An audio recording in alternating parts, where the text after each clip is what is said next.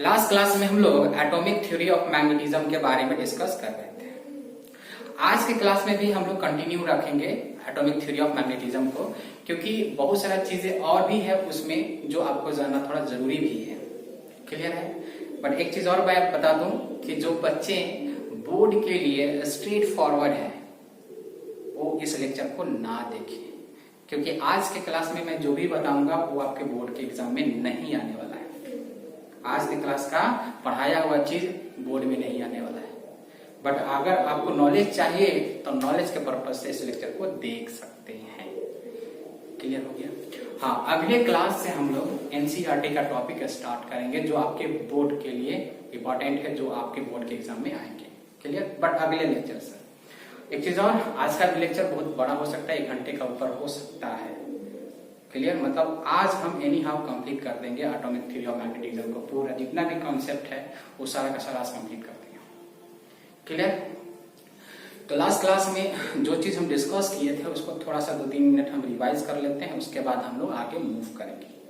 Clear? और जो भी चीज यहाँ पे नया आएगा जो आप नहीं जानते हैं उसको हम उसी जगह डिस्कस कर लेंगे, उसके बाद आगे मूव करेंगे।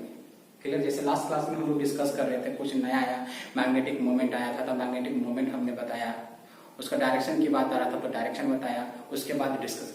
उसी तरह से अगर यहाँ पे कोई नया टॉपिक आता है आज के क्लास में तो उसके बारे में पहले बता दूंगा, उसके बाद उसका यूज करूंगा। तो इससे आपका फायदा भी होगा कि जो चीज नहीं जान रहे थे वो भी जान गए और यहाँ भी जान गए, फायदा ही फायदा है। इसलिए आज का क्लास नॉलेज का पैकेज है, जैसे लास्ट क्लास में नॉलेज का पैकेज था।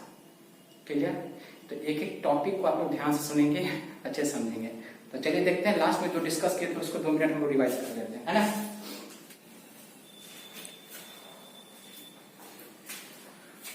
तो हम लोग डिस्कस किए थे कि मान लीजिए एक मटेरियल का एक एटम है जिसका न्यूक्लियस ये है और ये इसका ऑर्बिट है।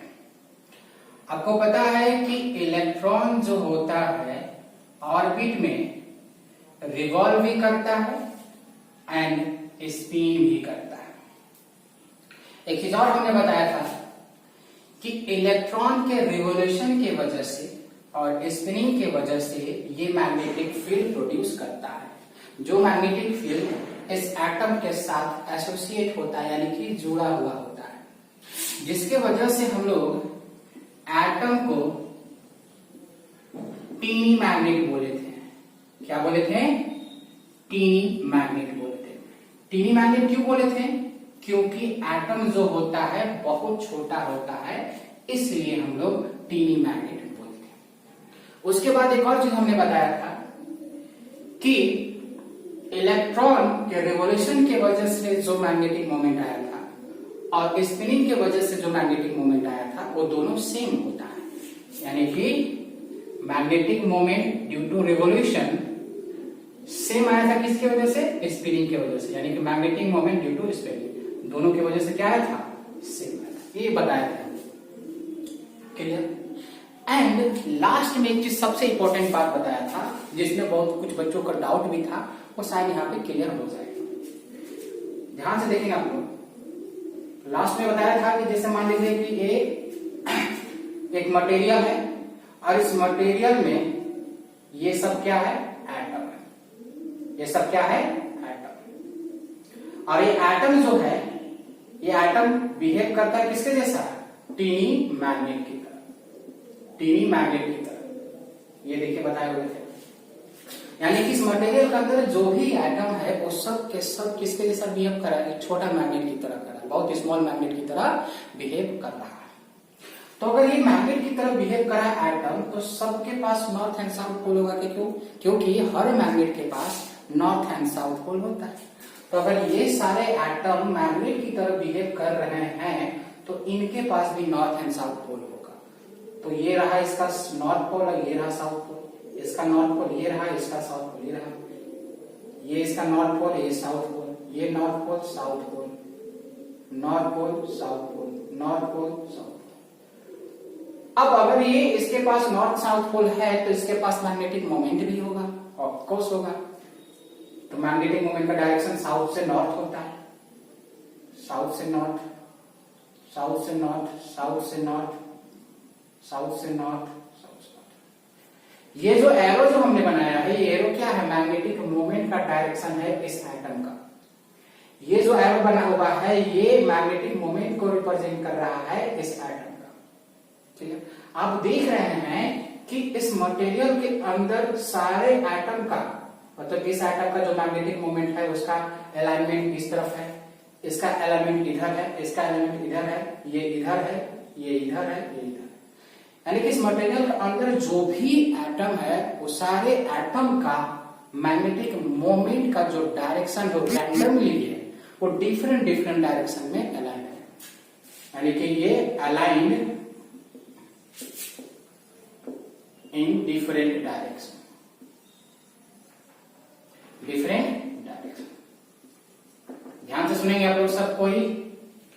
अभी डिफरेंट डायरेक्शन में अलाइन होने की वजह से इस मटेरियल का जो नेट मैग्नेटिक मोमेंट जो होता है, नेट मैग्नेटिक मोमेंट,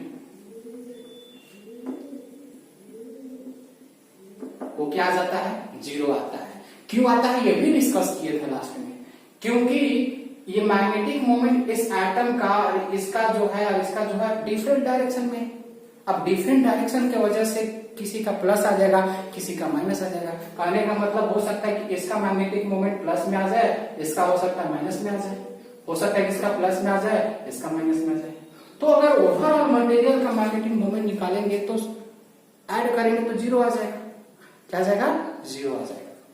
तो इसीलिए ये डिफरेंट डायरेक्शन होने की वजह से जब मैग्नेटिक मोमेंट मटेरियल का जब निकालते हैं तो आ जाता है जीरो। अब जब मैग्नेटिक मोमेंट किसी मटेरियल का जब जीरो आ जाता है तो वो मटेरियल मैग्नेट की तरह बिहेव नहीं करता है, मैग्नेट की तरह बिहेव नहीं करता है। यहां तक ठीक है। यानी कि अगर कोई भी मटेरियल हो, अगर उस मटेरियल के अंदर जो छोटे छोटे टिनी मैग्नेट यानी कि एटम, वो सारे मैग्नेट के मैग्नेटिक मोमेंट अगर डिफरेंट डायरेक्शन में अलाइन है तो उस मटेरियल का नेट मैग्नेटिक मोमेंट क्या होगा, जीरो। अगर नेट मैग्नेटिक मोमेंट अगर जीरो होगा किसी मटेरियल का तो मैग्नेट की तरह बिहेव नहीं करेगा। बात समझ में आ गया, गुड। बट अगर मान लीजिए कि किसी तरह से ये सारे मैग्नेटिक मोमेंट को अगर एक डायरेक्शन में कर देते हैं किसी भी तरह से, तो ये मटेरियल मैग्नेट की तरह बिहेव करना शुरू हो जाएगा। ये हम लोग बताए थे, दिखाते हैं आपको।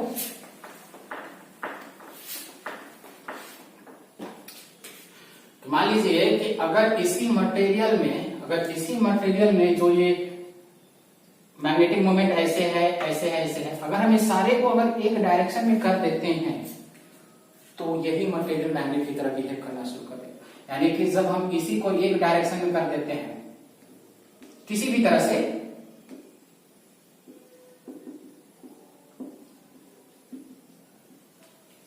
तो जब एक डायरेक्शन में जब सबको एक तरफ कर देंगे तो ये मैग्नेट की तरह बिहेव करना शुरू कर देगा। क्यों करेगा, बताते हैं कि जब सब एक डायरेक्शन में जब हो जाएगा तो इस मटेरियल का नेट मैग्नेटिक मोमेंट जो होगा वो जीरो नहीं आएगा। नेट मैग्नेटिक मोमेंट जीरो नहीं आएगा।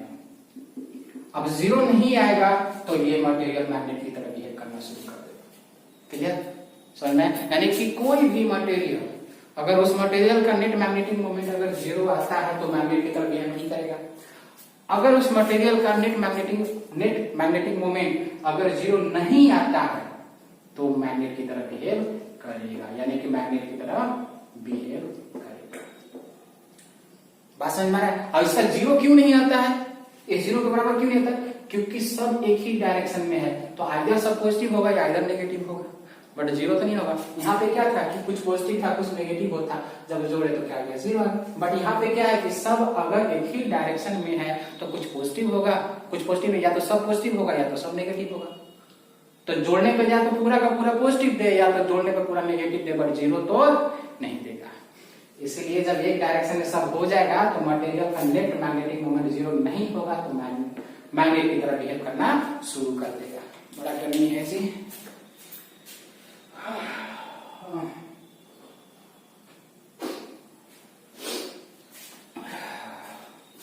बहुत गर्मी है आज। यहां तक हम लोग डिस्कस किए थे यहाँ तक हम लोग डिस्कस किए थे। हाँ, आज मैं ये भी बताऊंगा कि इसको एक डायरेक्शन में हम लोग कैसे करते हैं, मतलब ये रैंडम डायरेक्शन में होता है तो इसको हम इस तरह से एक डायरेक्शन में कैसे करते हैं, या सिंपली बोल सकते हैं कि एक मटेरियल जो मैग्नेट की तरह बिहेव नहीं कर रहा था उसको हम मैग्नेट की तरह कैसे बिहेव करवा देते हैं, ये बताएंगे। बात समझ में आ रहा है ना क्लियरली?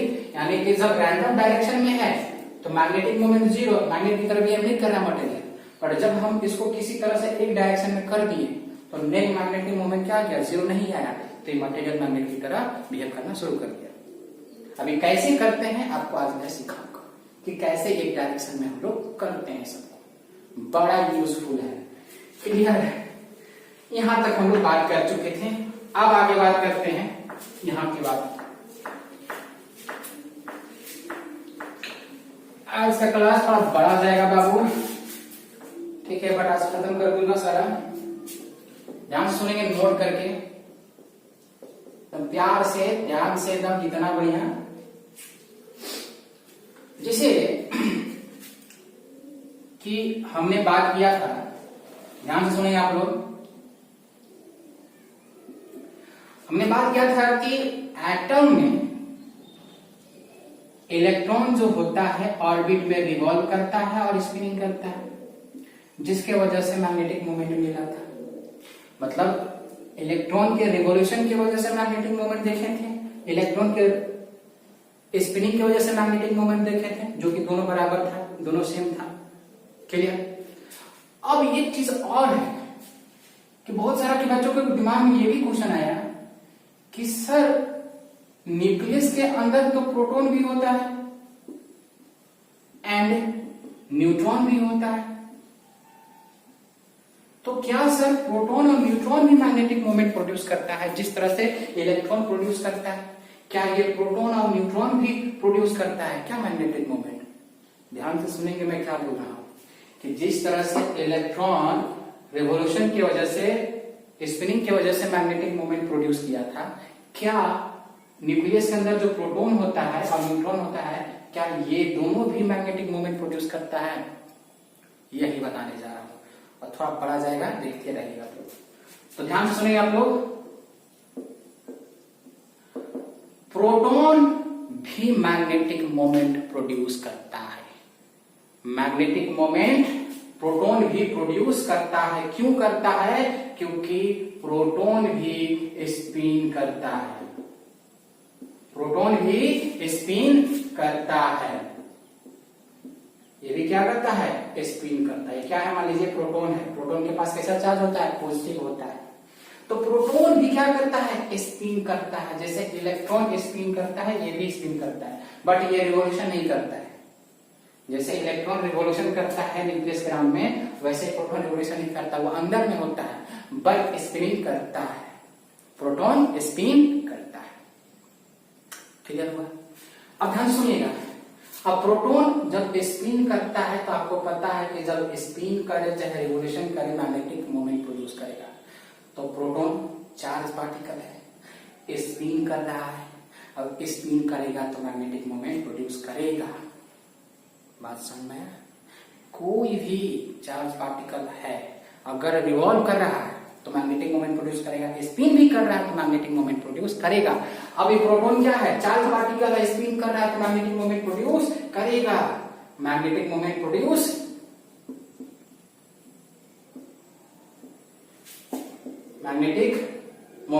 मैग्नेटिक मोमेंट प्रोड्यूस करेगा। बात समझ में आया? मैग्नेटिक मोमेंट प्रोड्यूस करेगा। यहां तक क्लियर हो गया? Very good.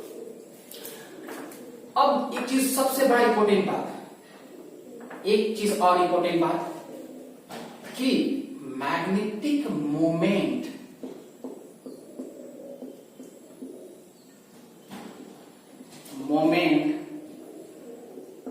Of proton is less than, या बोल सकते हैं मच लेस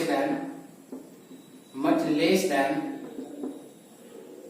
द मैग्नेटिक, ध्यान से सुनेंगे आप लोग, magnetic moment of electron.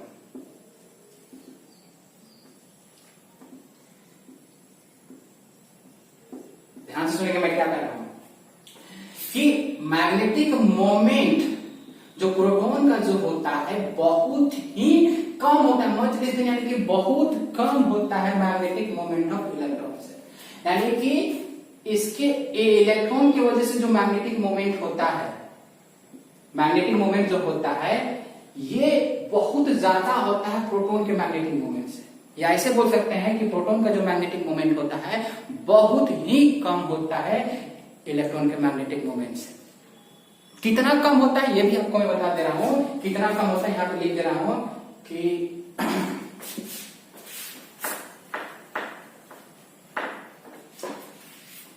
Magnetic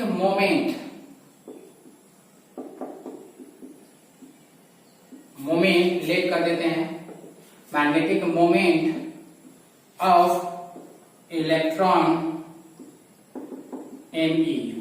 हमने मान लिया कि मैग्नेटिक मोमेंट ऑफ इलेक्ट्रॉन क्या कर दी, me। Magnetic moment of proton, इसको मान लेते हैं mp। देखिए magnetic moment mp for proton, clear. तो प्रोटॉन का जो मैग्नेटिक मोमेंट जो होता है, ध्यान से देखिएगा आप लोग कि मैग्नेटिक मोमेंट जो प्रोटॉन का जो होता है वो मैग्नेटिक मोमेंट ऑफ इलेक्ट्रॉन से 1000 गुना कम होता है। यानी कि मैग्नेटिक मोमेंट जो प्रोटॉन का जो होता है वो इलेक्ट्रॉन से 1000 गुना कम होता है।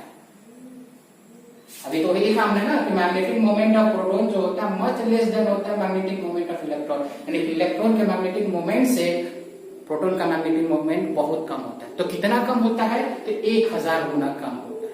ये रिलेशन आप लोग याद रखेंगे, आपको कहीं पूछा जा सकता है, बोर्ड के एग्जाम में नहीं पूछेगा ये सब कुछ भी, बट आप कंपटीशन का या कोई नॉलेज का एग्जाम दे रहे हैं तो आपको यहाँ पे पूछ सकते हैं। तो मैग्नेटिक मोमेंट यहाँ से इलेक्ट्रॉन का कितना हो जाएगा, क्रॉस मल्टीप्लाई करेंगे तो कितना हो जाएगा 1000 into magnetic moment of proton.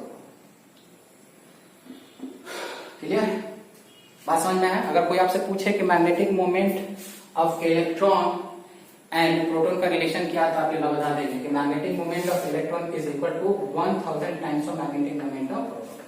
या आप ये बता सकते हैं कि magnetic moment of proton is equal to magnetic moment of electron by 1000। Clear हो गया यहाँ तक। यानी कि प्रोटॉन भी मैग्नेटिक मोमेंट प्रोड्यूस करता है, क्यों, क्योंकि स्पिन करता है इसलिए। और प्रोटॉन का मैग्नेटिक मोमेंट 1000 गुना कम होता है इलेक्ट्रॉन के मैग्नेटिक मोमेंट से। क्लियर। अब ये क्वेश्चन उठता है कि सर कम क्यों होता है। अब इसके बारे में भी बता देता हूं कि कम क्यों होता है, ध्यान से सुनिए आप लोग।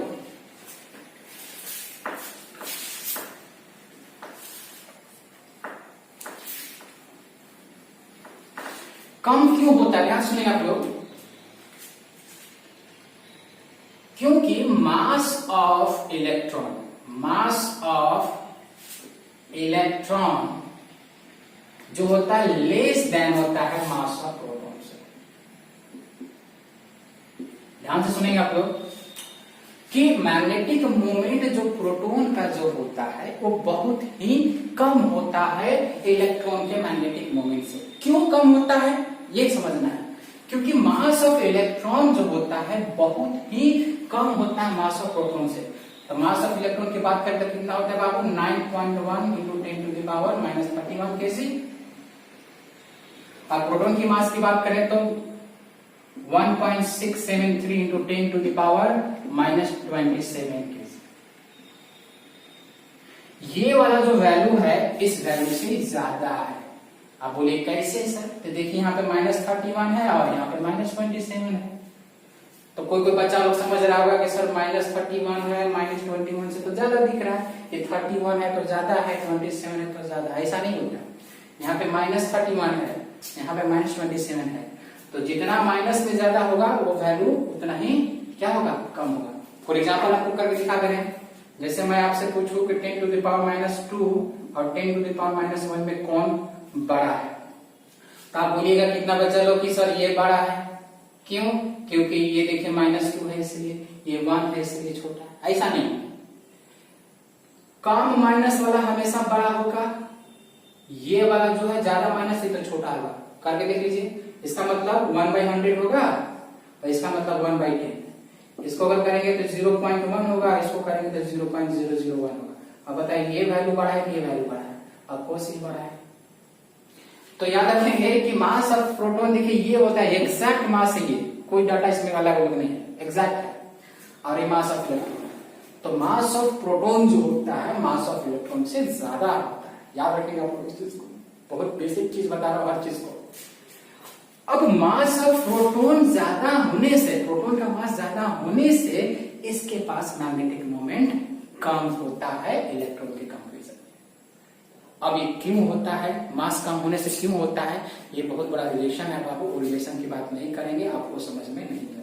बट फिलहाल बस इतना ध्यान रखिए कि मैग्नेटिक मोमेंट जो प्रोटॉन का जो होता है वो कम होता है इलेक्ट्रॉन के कंपैरिजन में। क्यों कम होता है? क्योंकि प्रोटॉन का जो मास जो होता है ज्यादा होता है इलेक्ट्रॉन के कंपैरिजन में। मास ज्यादा, मैग्नेटिक मोमेंट कम। क्लियर हुआ? यहाँ तक कोई दिक्कत नहीं है। तो अगर कोई आपसे पूछेगा तो बता सकते हैं ना कि प्रोटॉन का मैग्नेटिक मोमेंट कम क्यों होता है इलेक्ट्रॉन के कंपैरिजन में? क्योंकि मास ऑफ प्रोटॉन ज्यादा होता है इलेक्ट्रॉन के कंपैरिजन में। यहां तक क्लियर? अब ध्यान से सुनिए, यहां तक सुन लिया आप लोग, आगे सुनिए।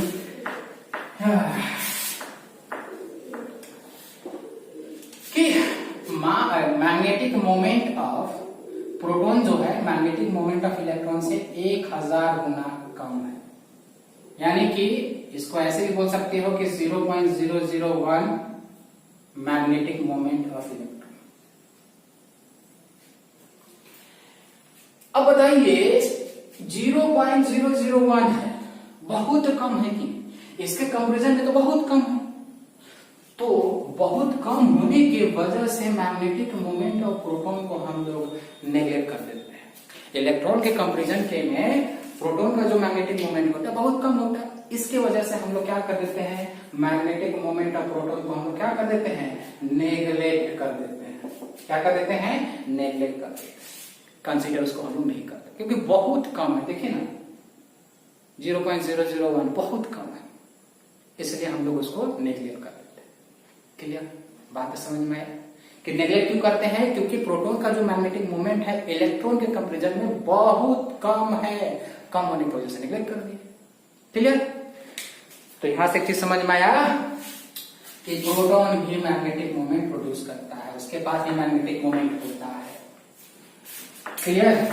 देखिए जब हायर एजुकेशन में जाएंगे तो आप बहुत सारी चीजें पढ़ेंगे, बट फिलहाल आपका फीलिंग्स आना चाहिए कि हम क्या पढ़ रहे हैं, उसको लाने के लिए सब बता रहा हूं, है ना। अब आते हैं न्यूट्रॉन पे। ध्यान से सुनेंगे आप लोग एक एक चीज। न्यूट्रॉन क्या मैग्नेटिक मोमेंट प्रोड्यूस करता है? यस या नो? तो simple, magnetic moment produce neutron भी करता है। मैग्नेटिक मोमेंट न्यूट्रॉन भी प्रोड्यूस करता है। क्यों करता है? क्योंकि ये स्पिन ये भी करता है, ये भी स्पिनिंग करता है। हाँ, रिवोल्यूशन ही करता है, स्पिनिंग करता है। न्यूट्रॉन भी स्पिनिंग करता है। अब ये भी स्पिन करता है तो इसी वजह से ये भी मैग्नेटिक मोमेंट प्रोड्यूस करता है। अब मन में एक क्वेश्चन आ गया कि सर न्यूट्रॉन जो है स्पिनिंग करता है तो मैग्नेटिक मोमेंट प्रोड्यूस किया, जैसे मान लीजिए क्या है, न्यूट्रॉन है, ये स्पिन किया तो मैग्नेटिक मोमेंट प्रोड्यूस किया, मैग्नेटिक मोमेंट ये भी प्रोड्यूस किया। अब ध्यान से सुनिएगा, थोड़ा सा बहुत कुछ यहां से मिल जाएगा आपको पढ़ने के लिए, यदि मैग्नेटिक मोमेंट प्रोड्यूस करें। अब एक चीज सर क्वेश्चन दिमाग में आ गया, इलेक्ट्रॉन चार्ज पार्टिकल था, उसके पास चार्ज था, वो स्पिन किया था, रिवॉल्व किया था तो मैग्नेटिक मोमेंट प्रोड्यूस किया था, यहां तक क्लियर था। फिर आपने बोला कि प्रोटॉन भी स्पिन करता है, प्रोटॉन के पास चार्ज होता है तो वो भी मैग्नेटिक मोमेंट प्रोड्यूस किया। तो अभी तक हम देख रहे थे कि जो चार्ज पार्टिकल स्पिन कर रहा था या रिवॉल्व कर रहा था वो मैग्नेटिक मोमेंट प्रोड्यूस कर रहा था। बट सर न्यूट्रॉन के केस में तो न्यूट्रॉन के पास चार्ज होता ही नहीं है, इसके पास चार्ज तो जीरो होता है, फिर भी ये स्पिन कर रहा है, मैग्नेटिक मोमेंट प्रोड्यूस कर रहा है। ये कैसे पॉसिबल है सर? कि इलेक्ट्रॉन चार्ज पार्टिकल चार्ज है उसके पास, स्पिन किया, रिवॉल्व किया, मैग्नेटिक मोमेंट हुआ। प्रोटॉन स्पिन किया, चार्ज था उसके पास, मैग्नेटिक मोमेंट प्रोड्यूस किया। बट न्यूट्रॉन भी मैग्नेटिक मोमेंट प्रोड्यूस करा जबकि इसके पास चार्ज नहीं है, चार्ज नहीं है, तो फिर कैसे प्रोड्यूस कर दिया सर? इसको हमको समझा दीजिए सर, आसान होगा सर। तो ध्यान से सुने, फिर से रिपीट कर रहा हूं। न्यूट्रॉन स्पिन करता है, ये भी स्पिन करता है, जिसके वजह से मैग्नेटिक मोमेंट प्रोड्यूस करता है। अब आपके मन में क्वेश्चन आया है कि सर न्यूट्रॉन के पास चार्ज तो जीरो होता है, फिर मैग्नेटिक मोमेंट कैसे प्रोड्यूस कर दिया? मैग्नेटिक मोमेंट कैसे प्रोड्यूस कर दिया जबकि इलेक्ट्रॉन के पास चार्ज था?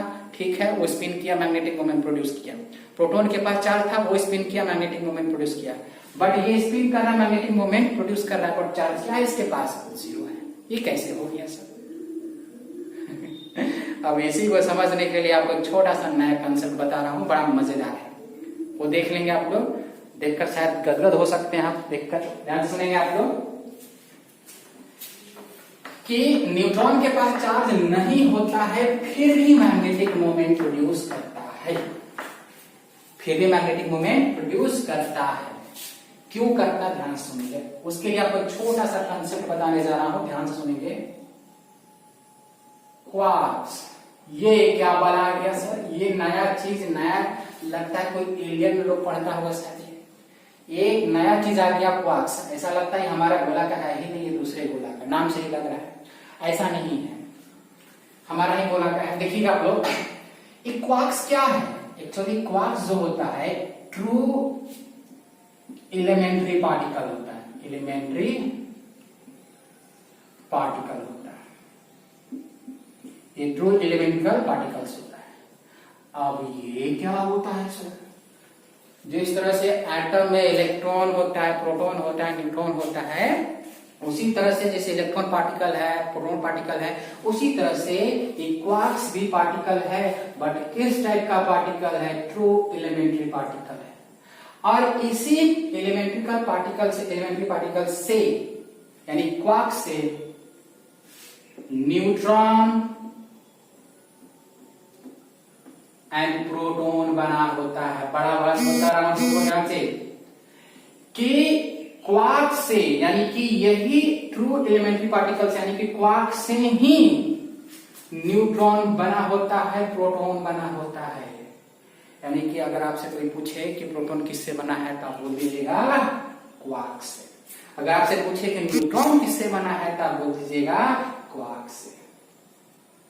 बात समझ में आ रहा है? क्लियर हुआ? यानी कि प्रोटॉन किससे बना होता है? क्वार्क से। न्यूट्रॉन किससे बना होता है? क्वार्क से। कैसे बना होता है आपको बताऊंगा, टेंशन नहीं लेना है, अभी फिलहाल शुरू किए इसको। क्लियर? अब आगे सुनेंगे, क्वार्क्स का टाइप भी होता है, क्वार्क्स का टाइप भी होता है। देखिएगा ध्यान से, क्वार्क्स जो होता है जनरली हम लोग दो को देखते हैं, एक अप क्वार्क्स एंड दूसरा डाउन क्वार्क्स। देखिए बहुत लेवल हाई करके पढ़ा रहा हूं, बट आपको अगर समझ में आ रहा है तो कोई लेवल हाई नहीं है, बट हम सिर्फ और सिर्फ इस वजह से आपको बता रहा हूं कि ताकि आप मैग्नेटिज्म का जो थ्योरी है लाइफ में दोबारा कभी पढ़ना ना पड़े, कभी ना पढ़ना पड़े, और हर टॉपिक को एकदम मजे से आप समझ सकते हैं। उसके बाद जब स्टार्ट करूंगा तो बड़ा मजा आएगा पढ़ने में। अभी आपको लग रहा होगा सर आप क्या क्या पढ़ा रहे, इतना तो पढ़ना नहीं है। हमको पता है कि सब नहीं पढ़ना है आपके बोर्ड में, आप तो पहले ही बोल दिया कि नहीं पढ़ना है सब, बट आपका नॉलेज इतना लेवल ऊपर कर दूंगा आप सोच भी नहीं सकते। बस देखते रहिए, बस समझते रहिए। क्वार्क्स जनरली हम दो देखते हैं, up quarks and down quarks. Generally quarks जो होता है छह क्वार्क्स होता है। कितना होता है? 6 क्वार्क्स होता है। बट 6 में से 2 ही डिटेक्ट किया गया है अभी तक। कितना? 2 ही डिटेक्ट किया गया है। आप हायर क्लास में जाएंगे तो 6 को 6 पढ़ाया जाता है, पर जनरली हम लोग 2 क्वार्क्स की बात करते हैं। क्वार्क्स 6 क्वार्क्स को देखा गया है, देखा गया नहीं मतलब होता है, बट उसमें से प्रैक्टिकली एक्सपेरिमेंटली देखा जाए तो उसमें से बाकी क्वार्क्स को डिटेक्ट नहीं किया गया है, 2 को ही डिटेक्ट किया गया है। एक्सपेरिमेंटली बता रहा हूं, एक्सपेरिमेंटली 2 को देखा गया है, बाकी को देखा नहीं गया है। तो जनरली आप दिमाग में रखें कि क्वार्क्स हमारा 6 वो होता है। कितना होता है? 6 क्वार्क्स होता है। उसमें से एक्सपेरिमेंटली डिटेक्ट कितना किया गया है? 2 को, एक अप क्वार्क्स और दूसरा डाउन क्वार्क्स। बाकी क्वार्क्स आप हायर क्लास में पढ़ेंगे। ऐसे सब तो आगे क्लास में पढ़ना है। क्लियर? अब सुनेंगे आप लोग।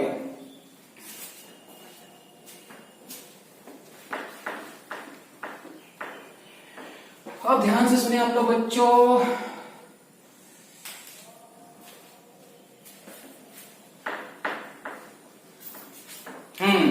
ध्यान से देखेंगे तो पहला हमारा है ऑफ क्वार्क्स। देखिए ऑफ क्वार्क्स को हम लोग डिनोट करते हैं, डिनोटेड बाय, देखिए कैसे डिनोट करते हैं, छोटा यू लिखना है और इसको सर्कल में घेर देना है, यानी कि ये जो सिंबल बना है इस सिंबल से इस क्वार्क्स को रिप्रेजेंट करते हैं। एक चीज मजेदार और बता दूं कि ऑफ क्वार्क्स के पास चार्ज होता है, क्योंकि अगर एलिमेंट्री पार्टिकल है तो उसके पास चार्ज होगा, जैसे इलेक्ट्रॉन के पास चार्ज होता है, प्रोटॉन के पास, तो इसके पास भी चार्ज होता है, यानी कि अगर एलिमेंट्री पार्टिकल है तो इसके पास भी चार्ज होता है। अब ऑफ क्वार्क्स के पास चार्ज कितना होता है तो देखो ध्यान से, +2/3 इंटू ई, मीन्स +2/3। ई का वैल्यू कितना होता है तो भैया ई का वैल्यू होता है 1.6 इंटू 10⁻⁻19 कूलम। ऑलरेडी बता चुका हूं, तो 16 दूना 32 यानी 3.2/3 इंटू 10⁻⁻19 कूलम। ये बट आपको ये याद रखना है थोड़ी देर के लिए। अब दूसरा है डाउन क्वार्क्स। डाउन क्वार्क्स को हम लोग रिप्रेजेंट करते हैं, डिनोट करते हैं हम लोग, डिनोटेड बाय, स्मॉल डी लिखना है और इस तरह से राउंड कर देना है। मतलब ये वाला जो सिंबल बना हुआ है किसका है, डाउन क्वार्क्स का है। इसके पास भी चार्ज होता है, तो कितना चार्ज होता है, -1/3 ई का वैल्यू कितना, 1.6 इंटू 10⁻⁻19 कूलम। यहाँ पर रख देंगे तो आपको मिल जाएगा, बट ये माइनस में होता है, ये नेगेटिव नेचर का होता है और ये पॉजिटिव नेचर का होता है। कैसा होता है, ये पॉजिटिवली होता है और ये नेगेटिवली होता है। क्लियर हुआ यहां तक? अब ध्यान से सुनेंगे कि क्या बला है सब।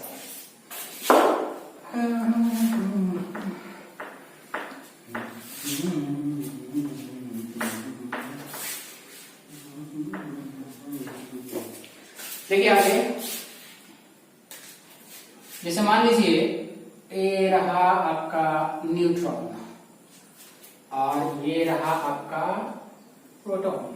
ये क्या है, प्रोटॉन है और ये क्या है, न्यूट्रॉन है। ध्यान से देखिएगा आप लोग, हमने आपको क्या बोला कि न्यूट्रॉन एंड प्रोटॉन क्वार्क्स से बना होता है, यानी कि न्यूट्रॉन के अंदर क्वार्क्स होते हैं, प्रोटॉन के अंदर क्वार्क्स होते हैं, क्योंकि हमने अभी बोला कि न्यूट्रॉन एंड प्रोटॉन क्वार्क्स से बने होते हैं। तो न्यूट्रॉन के अंदर क्वार्क्स होंगे और प्रोटॉन के अंदर भी क्वार्क्स होंगे, हमने बताया था ना। अब ये आता है कि न्यूट्रॉन के अंदर कितने क्वार्क्स होते हैं और कौन कौन सा होते हैं, प्रोटॉन के अंदर कितने क्वार्क्स होते हैं और कौन कौन सा होते हैं। तो ध्यान से, न्यूट्रॉन के अंदर, ध्यान से सुनेंगे, न्यूट्रॉन के अंदर एक अप क्वार्क्स होता है और 2 डाउन क्वार्क्स होता है, यानी कि न्यूट्रॉन के अंदर एक अप क्वार्क्स होता है और 2 डाउन क्वार्क्स होता है। प्रोटॉन के अंदर 2 अप क्वार्क्स होता है और एक डाउन क्वार्क्स होता है, यानी कि न्यूट्रॉन के अंदर 3 क्वार्क्स होते हैं, एक अप क्वार्क्स, दूसरा डाउन क्वार्क्स, तीसरा भी डाउन क्वार्क्स। क्लियर? यानी कि सिंपली बोल सकते हैं कि न्यूट्रॉन के पास एक up quarks and 2 down quarks. ध्यान से सुनते चलेंगे आप लोग। प्रोटॉन में 2 को आपका अप क्वार्क्स होगा और 1 डाउन क्वार्क्स होगा, यानी कि न्यूट्रॉन क्वार्क्स से बना होता है, उसमें क्वार्क्स होगा, अगर बना होता है तो क्वार्क्स होगा। तो कितने क्वार्क्स होते हैं, 3 क्वार्क्स होते हैं, उसमें से एक अप क्वार्क्स होता है, 2 डाउन क्वार्क्स होता है। प्रोटॉन भी क्वार्क से बना होता है। तो कितने भाई? तो तीन में से एक है डाउन क्वार्क और दो क्या है? अप क्वार्क से। यहां तक क्लियर होगा? अब ध्यान से सुनिए यहाँ पे, एक अप दो गो डाउन। देखिए न्यूट्रॉन के अंदर में हम दो डाउन क्वार्क डाल दिए और एक अप क्वार्क डाल दिए। क्लियर? अब ध्यान से सुनिएगा, अगर अप है तो इसके पास चार्ज कितना होगा? 2/3 ये भी अगर है तो इसके पास चार्ज कितना होगा? -1/3। इसके पास भी कितना होगा? -1/3। क्योंकि अगर एलिमेंट्री पार्टिकल है तो इसके पास चार्ज होता है तो कितना? +2/3। इसके पास भी होता है। यानी कि एक न्यूट्रॉन में देखिए 3 गो क्वार्क्स है, एक अप 2 गो डाउन। इसके पास खुद का चार्ज अपना है, इसके पास खुद का चार्ज है, इसका भी अलग चार्ज है। अगर मैं आपसे बोलूं कि इस न्यूट्रॉन का नेट चार्ज कितना होगा, तो मैं बोलूं कि ये न्यूट्रॉन जो है, इस न्यूट्रॉन का नेट चार्ज कितना होगा, तो आप बोलेंगे कि सर हम तो पढ़े हैं। क्या पढ़े हैं? कि अगर मान लीजिए कोई एक सिस्टम है और सिस्टम में बहुत सारा चार्ज है, हम लोग पढ़े हैं कि मान लीजिए एक सिस्टम है, जैसे मान लीजिए 2 कूलम चार्ज है, -3 कूलम चार्ज है। इस सिस्टम का अगर नेट चार्ज निकालना होता है तो कैसे निकालते हैं? +2 -3 यानी कि -1 कूलम, ऐसे निकालते थे। प्रॉपर्टीज ऑफ चार्ज में एडिटिव नेचर ऑफ चार्ज होता है कि नहीं? तो अगर मान लीजिए इस प्रोटॉन का अगर नेट चार्ज निकालना चाहते हैं, net charge of proton, sorry neutron है, यानी कि अगर इस न्यूट्रॉन का नेट चार्ज निकालना चाहते हैं तो सिंपली क्या करेंगे? अंदर में जो भी चार्ज है उस सब चार्ज को क्या करेंगे? अलजेब्रिक तरीके से ऐड कर देंगे। तो इस पूरे न्यूट्रॉन का क्या मिल जाएगा? नेट चार्ज मिल जाएगा। तो भैया इस न्यूट्रॉन के अंदर कौन कौन सा चार्ज है? +2/3e, फिर क्या है? -1/3e, -1/3e, फिर एक और है -1/3e। क्लियर? अब आगे सुनेंगे, सबका एलसीएम क्या हो जाएगा? 3 हो जाएगा, यहाँ पे 2e हो जाएगा, फिर यहाँ पे -e हो जाएगा, यहाँ पे -e हो जाएगा। ये कैलकुलेशन है, फ्रैक्शन एडिशन जो भी है देख लीजिए। ये 2 अच्छा -2e और एक कट गया ऊपर वाला, तो ऊपर में 0/3 यानी कि 0। यानी कि नेट चार्ज ऑफ न्यूट्रॉन कितना आ गया? नेट चार्ज कितना आ गया न्यूट्रॉन का? 0 आ गया। बताइए न्यूट्रॉन का चार्ज 0 होता है कि नहीं? देखिए 0 हो गया, यानी कि न्यूट्रॉन का चार्ज 0 क्यों होता है? आप समझ में आ गया ये भी, कि अगर कोई आपसे पूछे कि न्यूट्रॉन का चार्ज 0 क्यों होता है तो आप बोल दीजिएगा ये पूरा कहानी, पता चल जाएगा। क्लियर हो गया? अब इसमें आते हैं, तब उसके बाद फिर से सुनाएंगे। इसमें क्या है? 2 गो अप है और 1 डाउन है। तो चलो 2 गो अप बना दो, 1 2 और डाउन। अब ये अप है तो इसके पास चार्ज इतना, ये भी अप तो इसके पास भी इतना ही चार्ज होगा, इसके पास -1/3। इस प्रोटॉन का नेट चार्ज निकालते हैं बाबू, नेट चार्ज। ध्यान से सुनेंगे आप लोग, नेट चार्ज। तो सारे चार्ज को क्या कर देंगे? ऐड कर देंगे, +2/3e +2/3e -1/3e। अब आगे देखिए ध्यान से, यहाँ पर अगर एलसीएम लेंगे तो यहाँ भी एलसीएम क्या हो जाएगा? 3 हो जाएगा, यहाँ भी एलसीएम क्या हो जाएगा? 3 हो जाएगा।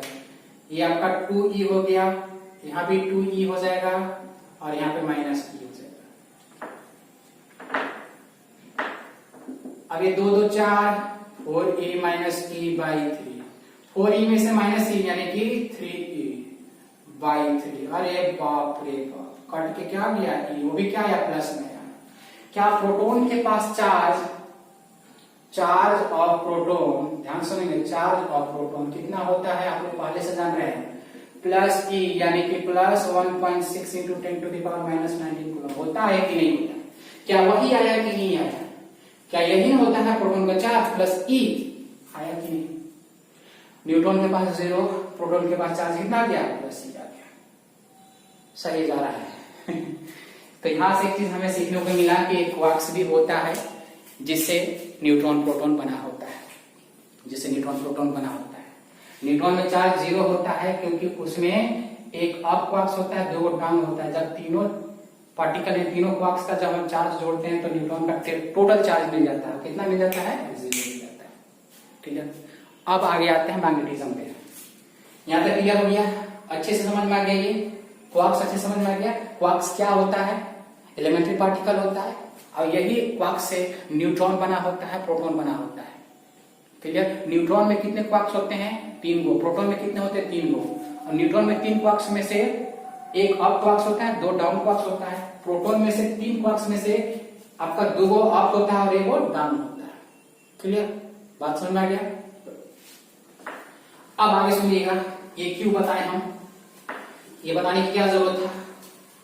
ध्यान से सुनिएगा आप लोग।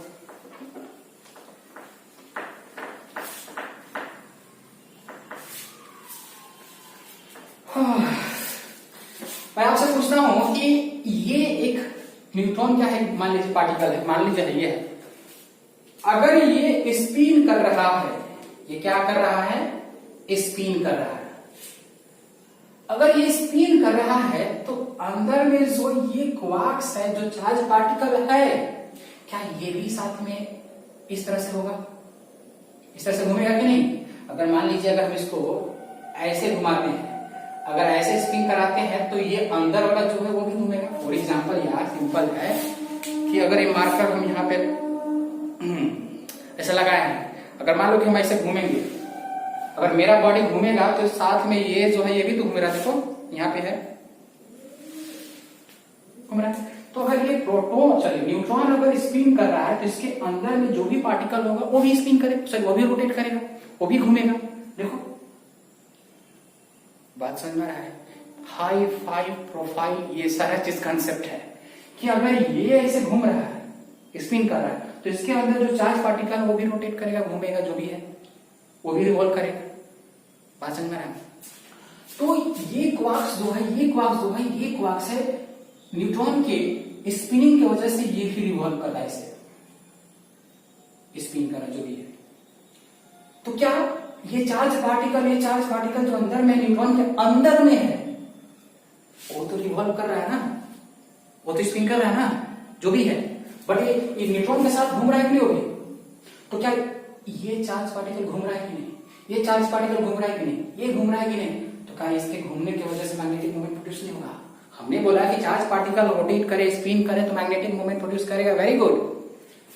न्यूट्रॉन स्पिन कर रहा था, न्यूट्रॉन स्पिन कर रहा था, फिर भी मैग्नेटिक मोमेंट प्रोड्यूस कर रहा था, बट चार्ज न्यूट्रॉन का पूरा क्या था? 0 था। फिर कैसे किया? क्योंकि न्यूट्रॉन के अंदर में भी चार्ज पार्टिकल है जिसको हम लोग क्वार्क्स बोल रहे हैं। तो अगर न्यूट्रॉन अगर एक घूम रहा है ऐसे, तो अंदर में जो चार्ज पार्टिकल वो भी घूमेगा।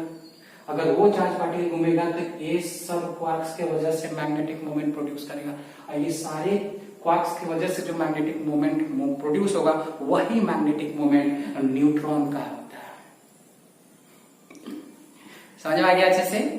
फिर से रिपीट कर दे रहा हूं कि न्यूट्रॉन का मैग्नेटिक मोमेंट कैसे प्रोड्यूस होता है।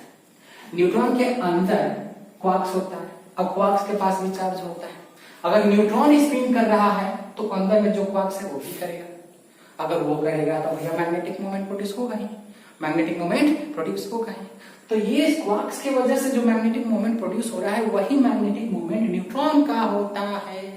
तो न्यूट्रॉन का मैग्नेटिक मोमेंट हो गया कि नहीं? समझ में आया?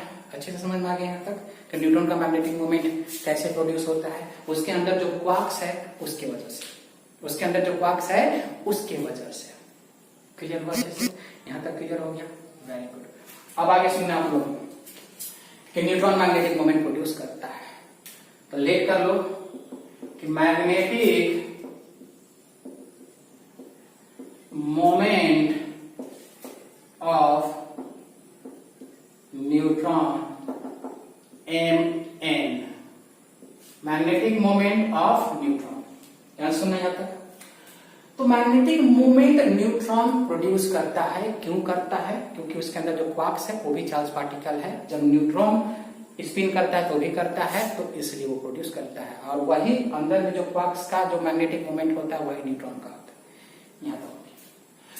बट मैग्नेटिक मोमेंट जो न्यूट्रॉन से जो प्रोड्यूस होता है वो बहुत ही कम होता है इलेक्ट्रॉन के कंपैरिजन में।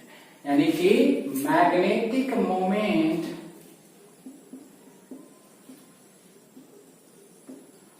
Of neutron is much smaller than या less than smaller than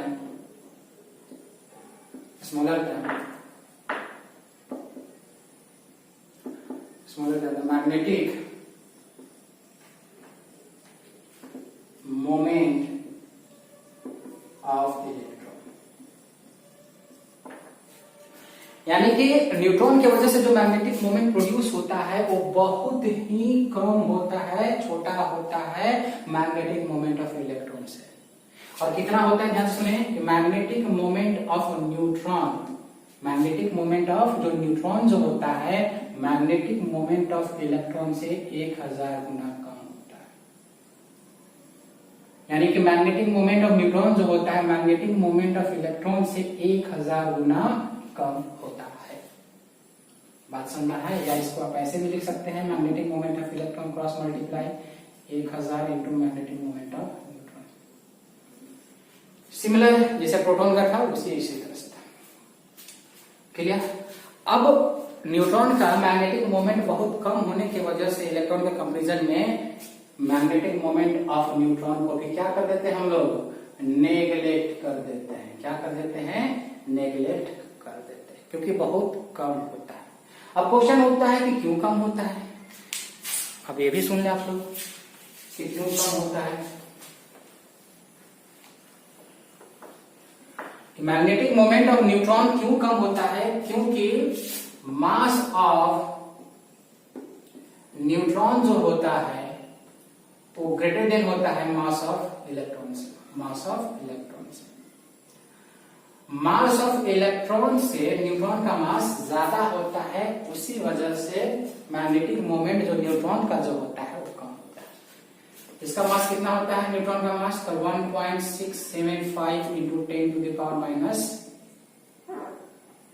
27 kg. और इलेक्ट्रॉन का मास अभी लिखे थे थोड़ी देर पहले। क्लियर? Very good. समझ में आ गया यहां तक कि मास ऑफ न्यूट्रॉन जो होता है इतना होता है, मास ऑफ इलेक्ट्रॉन इतना होता है। आप अब देख रहे हैं कि मास ऑफ न्यूट्रॉन जो होता है इलेक्ट्रॉन से ज्यादा होता है। और मास ज्यादा है न्यूट्रॉन का, इसीलिए मैग्नेटिक मोमेंट कम है न्यूट्रॉन का। किसके कंपैरिजन में? इलेक्ट्रॉन का, जिसके वजह से इसको क्या कर दिया जाता है? नेगलेक्ट कर दिया जाता है।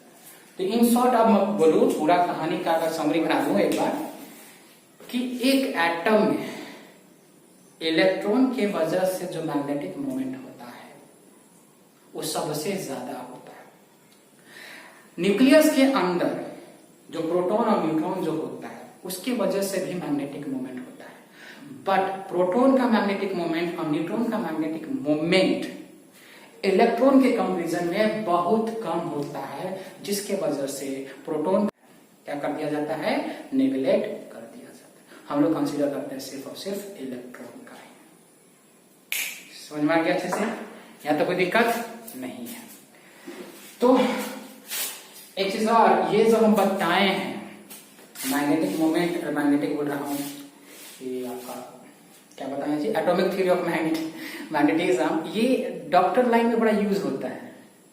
डॉक्टर जो बनना चाहता है उसके लिए तो बड़ा बेनिफिशियल है ये थ्योरी, बहुत आपको यूज पड़ेगा आगे जब आप डॉक्टर बनेंगे, डॉक्टरी करेंगे, एमबीबीएस वगैरह, तो आपको ये सब डॉक्टर पढ़ाएगा, मतलब आपको वहां पर पढ़ाया जाता है सब, है ना। हायर स्टडी में जाएंगे तो मिलेगा, बट जो डॉक्टर बनना चाहते हैं उनके लिए ये पीछे वाला लेक्चर और ये लेक्चर बड़ा इंपॉर्टेंट है, ध्यान से देखेंगे।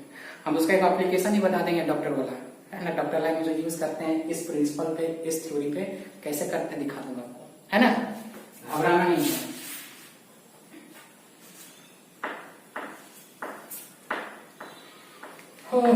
यहां तक क्लियर हो गया। अब आगे ध्यान से सुनेंगे आप लोग। आज हम लोग खत्म कर देंगे सब, आज हम लोग खत्म।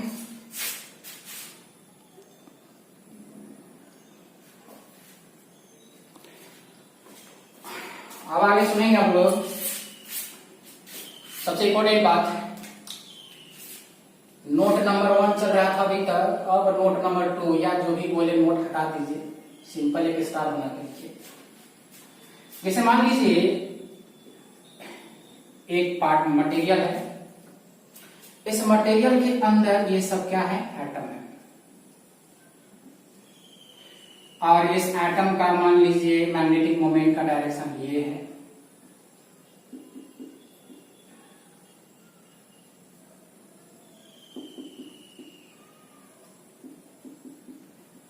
यानी कि एक मटेरियल है और इस मटेरियल के अंदर ये एटम है सब, और इस एटम का मैग्नेटिक मोमेंट का डायरेक्शन इधर है, ये इधर है, और ये इधर है, और इधर।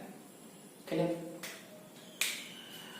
अभी ये मटेरियल में जो मैग्नेटिक मोमेंट जो एटम का है वो सब रैंडमली है।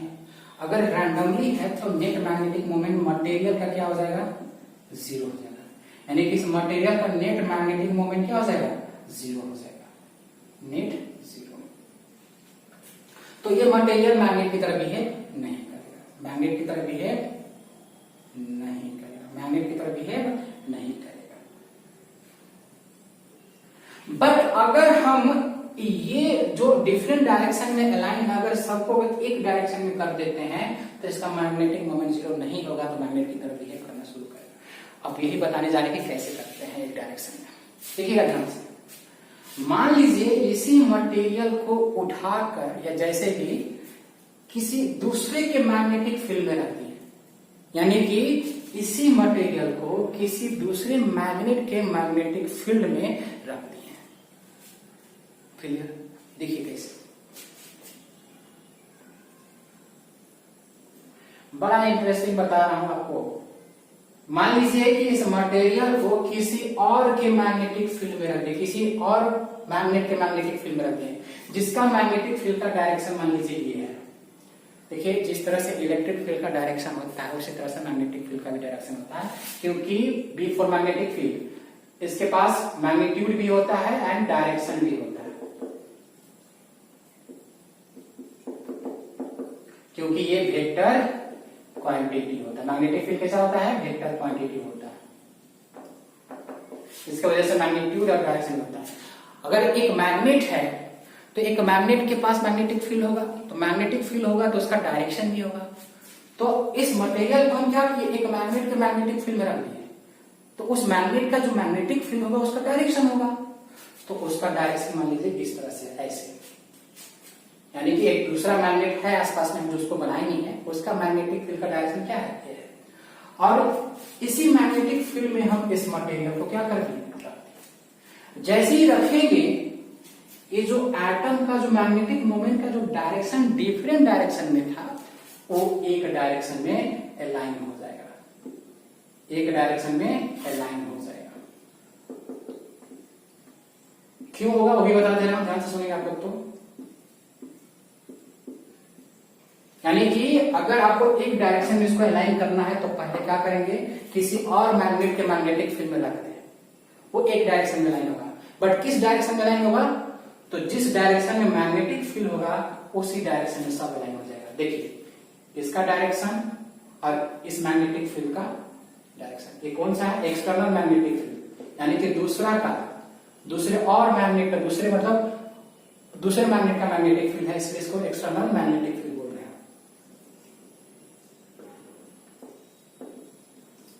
इसका नहीं मैग्नेटिक फील्ड, ये किसी और मैग्नेट का magnetic field, that's why we call external magnetic field.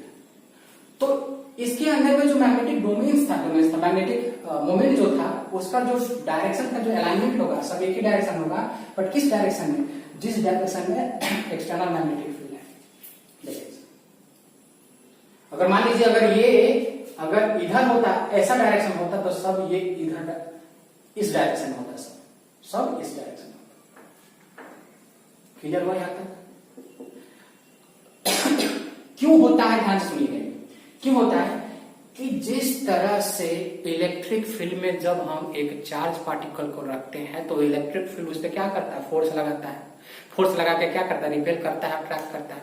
उसी तरह से अगर हम किसी भी मैग्नेट को दूसरे के मैग्नेटिक फील्ड में रखते हैं तो मैग्नेटिक फील्ड उस पर फोर्स लगा के रिपेल या अट्रैक्ट करता है।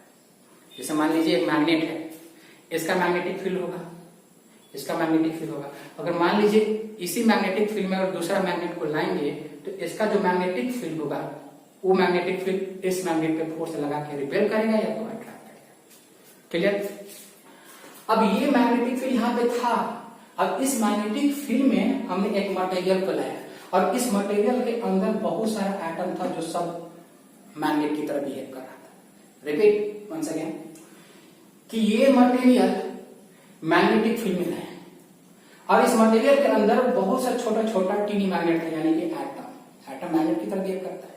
यानी कि ये सारा का सारा क्या है, छोटा छोटा मैग्नेट है, यानी कि सारा मैग्नेट छोटा छोटा मैग्नेट ये एक्सटर्नल मैग्नेटिक फील्ड में आ गया है। अभी जैसे छोटा छोटा मैग्नेट अगर एक्सटर्नल मैग्नेटिक फील्ड में आएगा तो बाहर वाला मैग्नेटिक फील्ड छोटे छोटे मैग्नेट पे फोर्स लगा के क्या करेगा, रिपेल करेगा या अट्रैक्ट भी कर सकता है। बात समझ में है? यहां तक क्लियर हुआ? यानी कि एक छोटे छोटे मैग्नेट पे फोर्स लगाया है, कौन लगाया है, बाहर वाला मैग्नेटिक फील्ड, और वही फोर्स लगा के इसको एक डायरेक्शन में लाया है, सबको एक डायरेक्शन में लाया है। तो सर अब क्वेश्चन ये उठता है कि सर ये इधर क्यों नहीं हुआ, इधर क्यों नहीं हुआ, इधर क्यों नहीं हुआ, ये तो हो सकता है ना? बता देते हैं, सारा बता देते हैं। थक गए यार।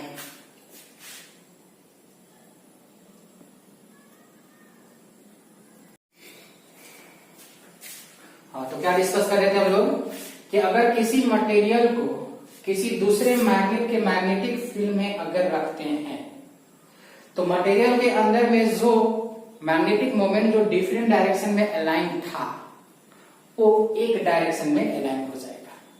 वो भी किस डायरेक्शन में, जिस डायरेक्शन में मैग्नेटिक फील्ड होगा, एक्सटर्नल मैग्नेटिक फील्ड होगा, उसी डायरेक्शन में ये अलाइन हो जाएगा। बट अब मन में ये क्वेश्चन उठा कि सर ये एक्सटर्नल मैग्नेटिक फील्ड का जो डायरेक्शन है उसी डायरेक्शन में लाइन हुआ है, ये अपोजिट क्यों नहीं हुआ, यानी कि इसका उल्टा क्यों नहीं हुआ? अब इसी का आंसर हम लोग समझेंगे अच्छे से। ध्यान सुनिएगा, इसको हटा रहा हूं थोड़ा सा।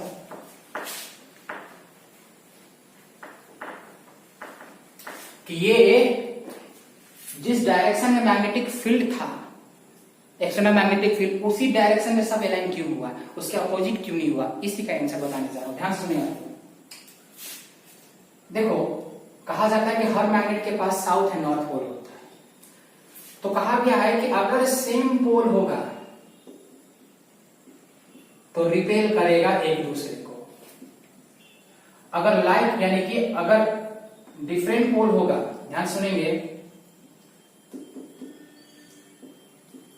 तो अट्रैक्ट करेगा। जैसे मान लो कि एक मैग्नेट है, साउथ है नॉर्थ है, एक और मैग्नेट है बगल में, इसके पास नॉर्थ है साउथ है, तो सामने में देखिए ये क्या आ गया, नॉर्थ नॉर्थ आ गया, इन दोनों के बीच में होगा रिपल्सन। यहाँ पे क्या होगा, रिपल्सन होगा। बट अगर मान लीजिए कुछ ऐसा हो गया, ये साउथ पोल है और नॉर्थ पोल है, और एक दूसरा मैग्नेट है, सामने आ गया साउथ पोल और नॉर्थ पोल, तो ये साउथ पोल है नॉर्थ पोल, तो ये दोनों क्या हो गया, अपोजिट पोल्स हो गया, यानी कि डिफरेंट पोल्स, अलग पोल्स। इसको लाइक पोल भी बोल सकते हैं, like poles repel each other, और ये अनलाइक पोल। आगे सबकी बात करूंगा, like pole repel each other और unlike pole attract each other. वही है कि अगर एक दूसरे मतलब एक दो पोल जो है एक जैसा ही होगा तो क्या करेगा, एक दूसरे को रिपेल करेगा। बट अपोजिट पोल्स होगा, मतलब डिफरेंट पोल होगा, देखिए नॉर्थ है ये साउथ है, तो क्या करेगा, अट्रैक्ट करेगा एक दूसरे को। क्या करेगा, अट्रैक्ट करेगा, अट्रैक्ट इच अदर। क्लियर, समझ में आया? यानी कि अगर सेम पोल होगा तो रिपेल करेगा, ये इसको उधर रिपेल करेगा, ये इसको रिपेल करेगा। अगर डिफरेंट पोल होगा तो क्या करेगा, अट्रैक्ट करेगा, ये इसको अट्रैक्ट करेगा, ये इसको अट्रैक्ट करेगा। क्लियर, तो ये दिमाग में रखेंगे कि दो पोल जब सेम होता है तो रिपेल करता है, और जब दो पोल अपोजिट होता है, अनलाइक होता है, तो अट्रैक्ट करते हैं। इसको लिख लीजिए आप लोग, like pole repel each other, जैसे एग्जांपल में लिखिए और लिख रहे हो तो कि मान लीजिए साउथ साउथ हो गया, यानी कि यहाँ पे देखिए साउथ है और ये भी साउथ है, तो सामने सामने कौन सा पोल है, सेम पोल है, एक जैसा पोल है, लाइक पोल यानी कि एक जैसा पोल, तो ये क्या करेगा, रिपेल करेगा। क्या करेगा, रिपेल। या ऐसे भी बोल सकते हो कि सामने इधर नॉर्थ ऐसे हो गया, तो ये भी देखिए नॉर्थ है, नॉर्थ, ये दोनों क्या है, सेम पोल पे भी क्या करेगा, रिपेल करेगा। क्लियर। सेकेंड पॉइंट,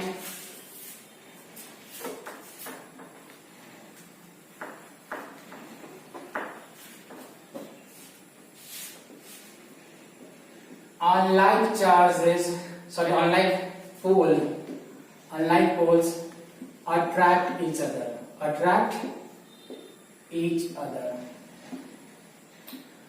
Unlike यानी कि डिफरेंट, अगर पोल्स होंगे तो क्या करेंगे, अट्रैक्ट करेंगे। जैसे फॉर एग्जांपल कि एक मैग्नेट है, ये नॉर्थ है साउथ है, एक और मैग्नेट है उसके सामने नॉर्थ है साउथ है, ये देखिए नॉर्थ है साउथ है, दोनों क्या डिफरेंट पोल है, अनलाइक एक जैसा नहीं है, तो ये क्या करेगा, अट्रैक्ट करेगा, एक दूसरे को क्या करेगा, अट्रैक्ट करेगा।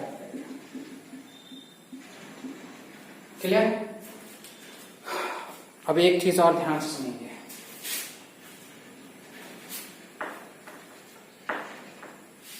बताया नहीं है, जब अगले क्लास में हम मैग्नेटिक फील्ड और मैग्नेटिक फील्ड लाइंस बताएंगे तो उसमें सबको डिटेल से फिर से अच्छे से डिस्कस करेंगे, बट अभी यहाँ पे जरूरत है, इसीलिए हम उसको कंप्लीट करने के लिए हम यहाँ पे हल्का सा डिस्कस करेंगे।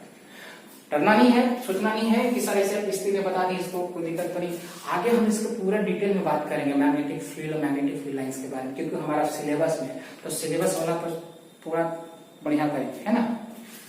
अब आगे सुनो कि ये मैग्नेट है, ये आपका हो गया साउथ पोल और ये नॉर्थ पोल। तो मैग्नेटिक फील्ड लाइंस होता है, जनरली मैग्नेटिक फील्ड भी होता है, तो कहा गया है कि मैग्नेटिक फील्ड लाइंस जो होता है नॉर्थ पोल से इमर्ज करता है, निकलता है बाहर की तरफ। क्या करता है, निकलता है बाहर की तरफ, और निकल के किधर जाता है, साउथ पोल के पास। निकल कहां जाता है, साउथ पोल के पास, इस तरह से। इस सब के बारे में डिस्कस करेंगे, तो फिलहाल अभी बस दिमाग में रखना है कि मैग्नेट के पास जो नॉर्थ पोल होता है, साउथ पोल जो होता है, नॉर्थ पोल से मैग्नेटिक फील्ड लाइंस निकलता है, निकल के वापस कहां जाता है, साउथ के पास, यानी कि साउथ पोल के पास मैग्नेटिक फील्ड लाइंस मर्ज करता है, नॉर्थ पोल से निकलता है। मैग्नेटिक फील्ड लाइंस क्या होता है, डिस्कस करेंगे आगे। Magnetic field lines actually magnetic field को रिप्रेजेंट करता है, जैसे इलेक्ट्रिक फील्ड को रिप्रेजेंट करता है इलेक्ट्रिक फील्ड लाइंस, उसी तरह से मैग्नेटिक फील्ड को रिप्रेजेंट करता है magnetic field lines. Magnetic field को रिप्रेजेंट करता है मैग्नेटिक फील्ड लाइंस। तो चलिए देख लीजिए बढ़िया से।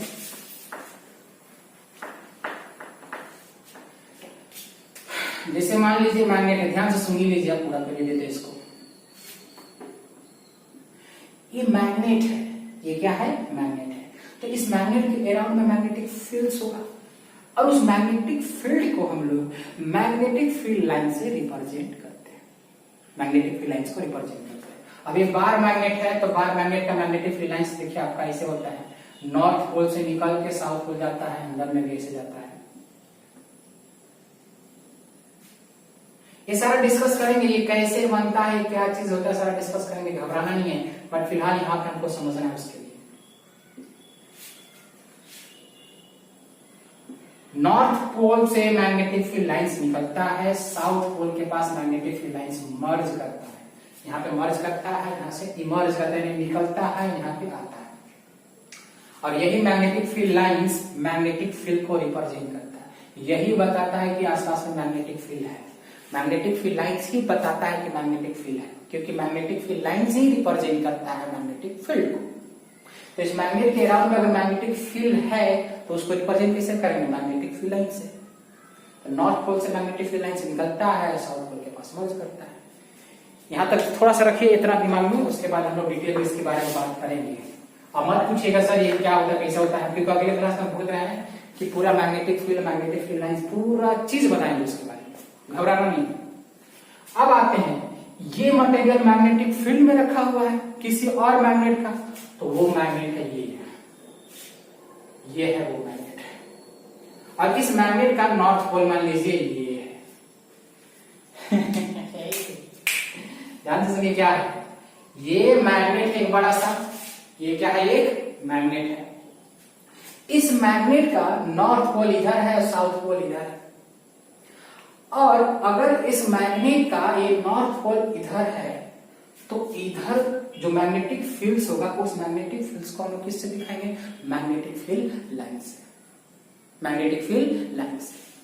तो नॉर्थ पोल से मैग्नेटिक फील्ड लाइन क्या करता है? बाहर की तरफ निकलता है। क्या करता है? बाहर की तरफ निकलता है। तो ये हमने क्या किया? मैग्नेटिक फील्ड लाइंस बनाया। मैग्नेटिक फील्ड लाइंस बनाया। अभी मैग्नेटिक फील्ड लाइंस का अगर डायरेक्शन इधर है, तो मैग्नेटिक फील्ड लाइंस का अगर इधर है तो देखिए डायरेक्शन दिखाने नहीं बताया हूं, डायरेक्शन नहीं बताया हूं, देखने कैसे बताते हैं आगे वो भी बात करेंगे कि मैग्नेटिक फील्ड का डायरेक्शन कैसे देखते हैं। तो सिमिलरली हम इतना बोल दे रहा हूं कि मैग्नेटिक फील्ड लाइंस, जैसे मान लीजिए कि मैग्नेटिक फील्ड लाइंस है, अगर इस पॉइंट पे मैग्नेटिक फील्ड का डायरेक्शन देखना है तो यहाँ पे क्या कर दीजिए? टेंजेंट ड्रॉ कर दीजिए। यही टेंजेंट क्या देगा? मैग्नेटिक फील्ड लाइंस का डायरेक्शन। मतलब ये मैग्नेटिक फील्ड लाइंस है। अगर इस पॉइंट पे आपको मैग्नेटिक फील्ड का डायरेक्शन पता करना है तो आप इस पे टेंजेंट ड्रॉ कर दीजिए। यही टेंजेंट इस पॉइंट पे मैग्नेटिक फील्ड का डायरेक्शन देगा। ये भी सिखाएंगे, बट यहाँ पे जरूरत है इसलिए बात करें।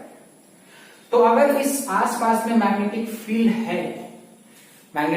है और वो मैग्नेटिक फील्ड है तो उस मैग्नेटिक फील्ड का डायरेक्शन कैसे दिखा दिए?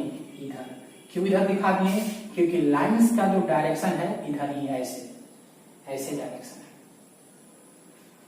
बात समझ में आया? नहीं समझ में आया? समझ सकते हैं, यहाँ पे दिक्कत हो रहा होगा आप लोग को, बट कोई दिक्कत नहीं है, बस समझ में आ जाएगा कि ये मैग्नेट का मैग्नेटिक फील्ड जो है मैग्नेटिक फील्ड लाइन से रिप्रेजेंट कर रहे हैं। मैग्नेटिक फील्ड का डायरेक्शन हम कैसे निकालते हैं? मैग्नेटिक फील्ड लाइन पे टेंजेंट ड्रॉ करके। जिस पॉइंट पे हमें चाहिए डायरेक्शन उस पॉइंट पे क्या करो? टेंजेंट ड्रॉ करो, वही टेंजेंट मैग्नेटिक फील्ड का डायरेक्शन दे देगा। नेक्स्ट आगे ध्यान सुनो कि ये नॉर्थ पोल है, इसके आसपास में मैग्नेटिक फील्ड है। ये मैग्नेटिक फील्ड का डायरेक्शन किधर होगा? इधर होगा, दूर होगा। नॉर्थ पोल से अवे यानी कि मर्ज करता है, सॉरी मर्ज नहीं, इमर्ज करता है, निकलता है, तो निकल रहा है इधर। तो मैग्नेटिक फील्ड का डायरेक्शन किधर होगा? इधर। देख लीजिए, इसलिए इधर मैग्नेटिक फील्ड बना दीजिए। बट अगर मान लीजिए ये वाला इससे होता, ध्यान सुनिएगा, ये नॉर्थ पोल होता और ये क्या होता? South pole. तो मैग्नेटिक फील्ड लाइंस ऐसे ना बना के हम लोग ऐसे बना देते हैं एंड डायरेक्शन हम इसको चेंज कर देते हैं ऐसे। क्लियर? यहां तक तो समझ में आ गया ना? कैसे क्यों होगा आगे हम बताएंगे सारा चीज। जब सब कुछ इतना अच्छे से बता रहा हूं तो भी बता दूंगा।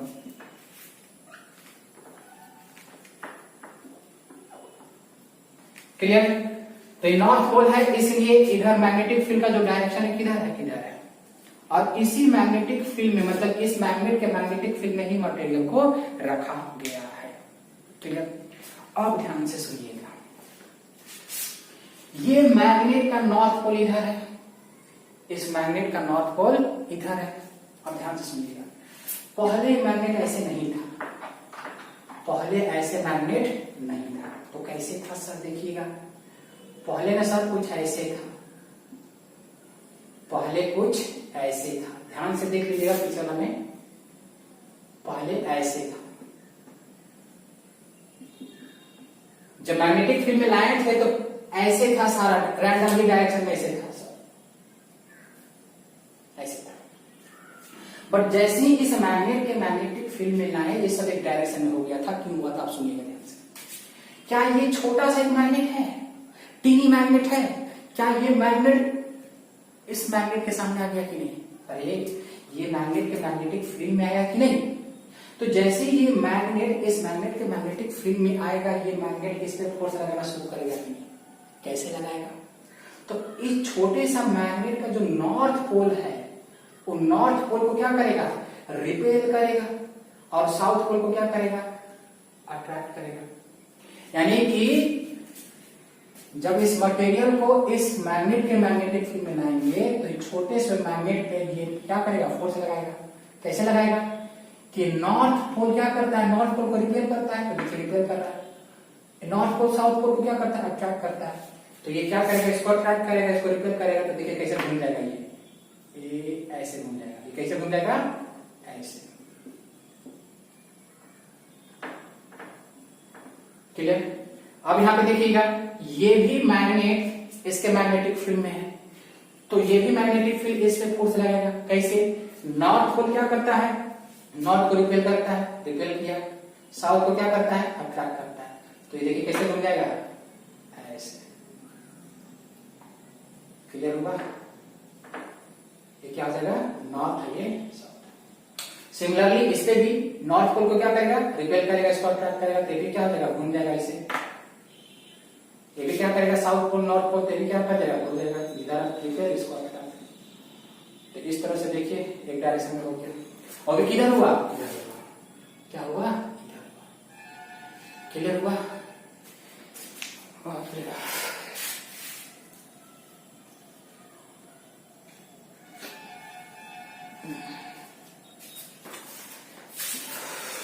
अब मान लीजिए, ध्यान सुनिएगा,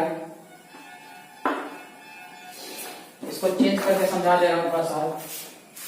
ये मान लीजिए साउथ है और ये नॉर्थ है, तो इसके आसपास में जो मैग्नेटिक फील्ड होगा उसका डायरेक्शन किधर होगा? ऐसे होगा। अब इसी मैग्नेटिक फील्ड में हम क्या किए, एक मटेरियल को हमने रख दिया। ये रहा उसका नॉर्थ, ये रहा south, north south, north south, north south.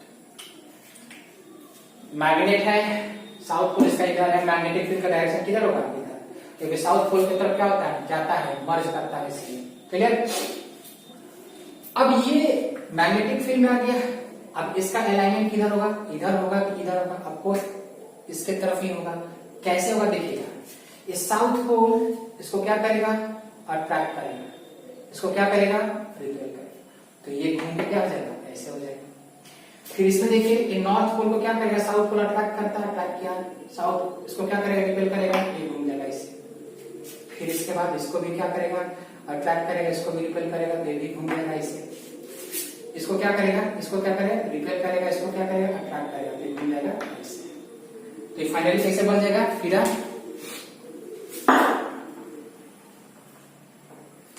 तो सर फाइनली ऐसे बन जाएगा, north south, north south, north south, north south.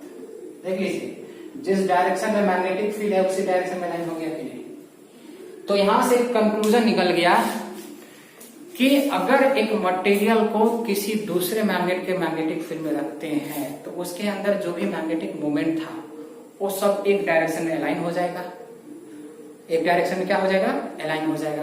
किस डायरेक्शन में? जिस डायरेक्शन में एक्सटर्नल मैग्नेटिक फील्ड है, यानी कि जिस मैग्नेट के मैग्नेटिक फील्ड में रखे हैं उसका जो डायरेक्शन होगा उसी डायरेक्शन में सब अलाइन हो जाएगा। क्लियर हो गया? यहां तक समझ गए अच्छे से? बात समझ आया? ध्यान से सुनेंगे आप लोग। एक चीज और बता दो आप लोग को, जैसे अभी हम लोग डिस्कस किए कि मान लीजिए मटेरियल है और उसका ये एटम है जिसका मैग्नेटिक मोमेंट का डायरेक्शन कुछ इस तरह से है, रैंडमली है, जिसकी वजह से मटेरियल का मैग्नेटिक मोमेंट क्या आ गया? 0 आ गया। तो ये मटेरियल मैग्नेट की तरह बिहेव नहीं किया। और जब इसी मटेरियल को हम दूसरे मैग्नेट के मैग्नेटिक फील्ड में रखें, ध्यान से देखिएगा, तो सब का सब एक डायरेक्शन में अलाइन हो गया। किस तरफ? जिस तरफ एक्सटर्नल मैग्नेटिक फील्ड का डायरेक्शन था उस डायरेक्शन में।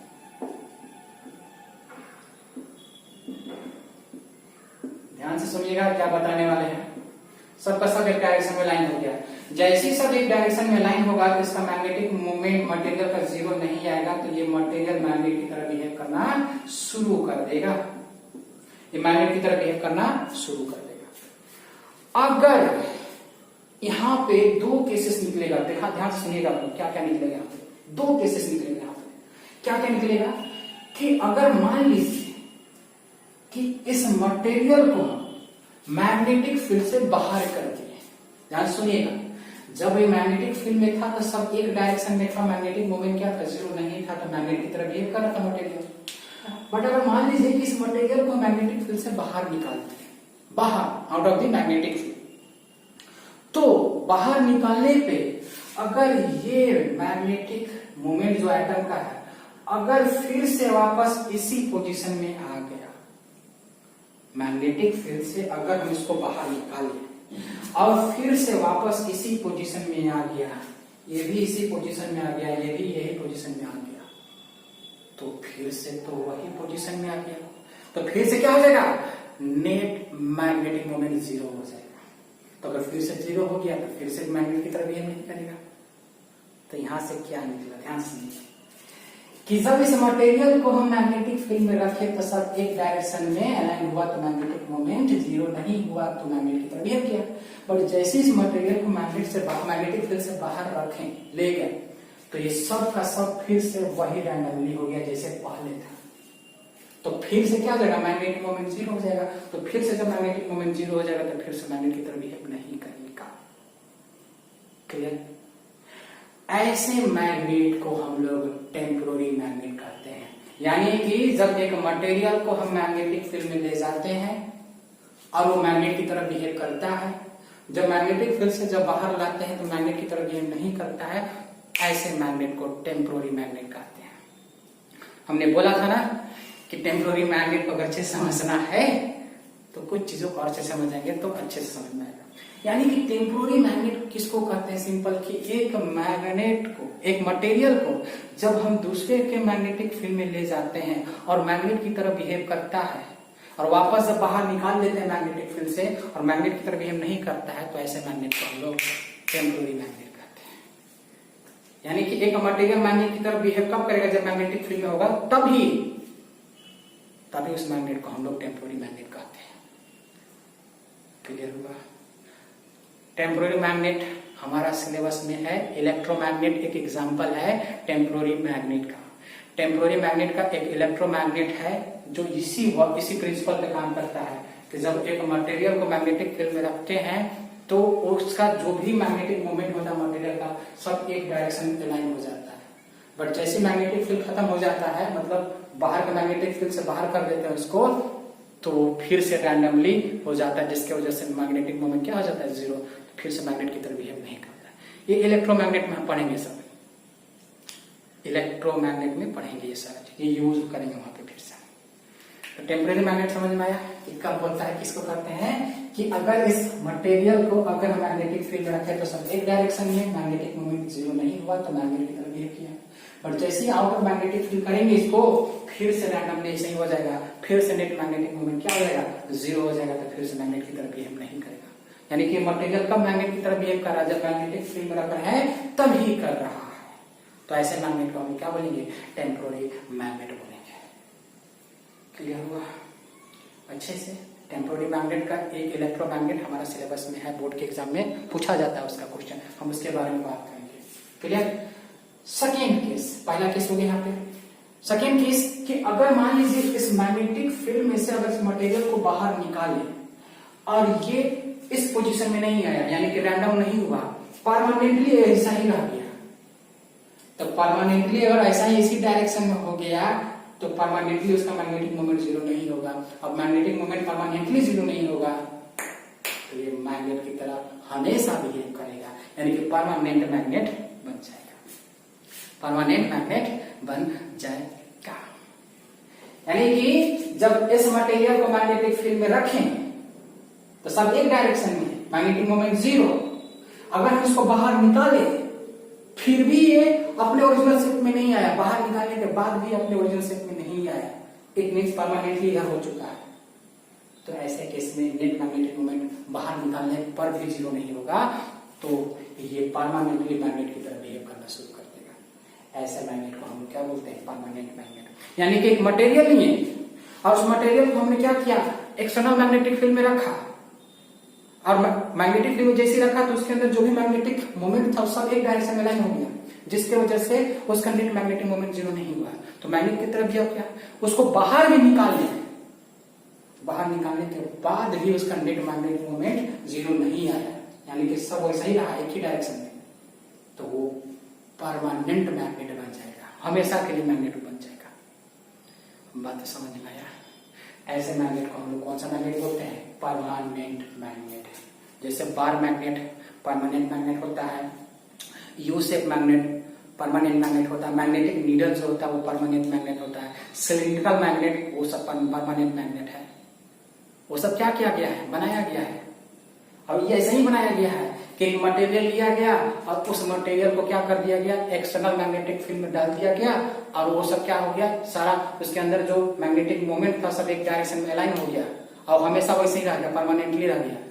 जब मैग्नेटिक फील्ड से बाहर भी निकाला गया तभी वैसे ही रहा, तो परमानेंटली उसका मैग्नेटिक मोमेंट क्या हुआ, जीरो नहीं हुआ, तो मैग्नेट की तरह बिहेव करना शुरू कर दिया। क्लियर होगा, बात समझ में आया। दो केसेस, एक ही अगर रखने तक मैग्नेटिक मोमेंट जीरो नहीं था तो मैग्नेट की तरफ किया, जब बाहर निकाल दिए फिर से अगर वापस वही पोजीशन में आ गया तो मैग्नेटिक मोमेंट जीरो हो गया, तो टेम्पोररी मैग्नेट। बट अगर मान लीजिए रखें एक डायरेक्शन में लाइन हो गया, बाहर निकालने के बाद भी एक ही डायरेक्शन में है तो परमानेंटली मैग्नेटिक मोमेंट उसका जीरो नहीं होगा, तो परमानेंट मैग्नेट की तरह बिहेव करेगा। क्लियर, तो ऐसे केस में वो परमानेंट मैग्नेट हो जाएगा। जो सेकेंड केस बताया अभी उसी केस पे परमानेंट मैग्नेट का बनाया जाता है इंडस्ट्री में। आपको एक वीडियो मैं पोस्ट कर दूंगा, उस वीडियो को देखिएगा कि परमानेंट मैग्नेट कैसे बनता है, और यही आपको है। उन लोग क्या करता है इंडस्ट्री में, क्या करता है मैग्नेट बनाता है कैसे, थोड़ा सा बता दे रहा हूं कि जैसे एल्निको हो गया, निकेल कोबाल्ट का जो मिश्रण होता है सबका, उसको क्या किया जाता है, पाउडर पीस कर बना दिया जाता है, पीस कर बनाकर फिर उसको मेल्ट किया जाता है, मेल्ट करके एक शेप में डाला जाता है, उसको फिर रगड़ के घिस के मशीन के थ्रू चिकना किया जाता है, फिर उस मटेरियल को फिर इलेक्ट्रोमैग्नेट मैग्नेटिक फील्ड में, मैग्नेटिक फील्ड में उसको रखा जाता है। जैसे मैग्नेटिक फील्ड में रखा जाता है कुछ सेकंड, 15 सेकंड के आसपास, उसके बाद बाहर निकाल दिया जाता है। जैसे बाहर निकाल दिया जाता है मैग्नेट बन जाता है परमानेंटली। तो उसमें प्रोसेस क्या हुआ कि जब मैग्नेटिक फील्ड में रखा गया था तो उसके अंदर जो भी था मैग्नेटिक मोमेंट सब एक डायरेक्शन में हो गया था और परमानेंटली एक डायरेक्शन में हो गया था। जब परमानेंटली एक डायरेक्शन में हो गया था तो परमानेंटली मैग्नेटिक मोमेंट जीरो नहीं हुआ, तो परमानेंटली मैग्नेट की तरह बिहेव कर दिया। क्लियर, बात समझ में आ रहा है पक्का, वेरी गुड। तो आई थिंक पूरा समझ में आ गया एटॉमिक थ्योरी ऑफ मैग्नेटिज्म, अच्छे से समझ में आ गया। जिसको डाउट होगा पर्सनली हमें कांटेक्ट कर लेंगे, मैसेज कर लेंगे या कमेंट बॉक्स में आप बोल सकते हैं। क्लियर से अच्छे से क्लियर। एक चीज और मैं बता दूं, जो बोर्ड के लिए पढ़ रहे हैं वो लेक्चर ना देखें इसको, जो बोर्ड के साथ कुछ नॉलेज के साथ पढ़ना चाहते हैं ये देखें लेक्चर को। Clear, thank you.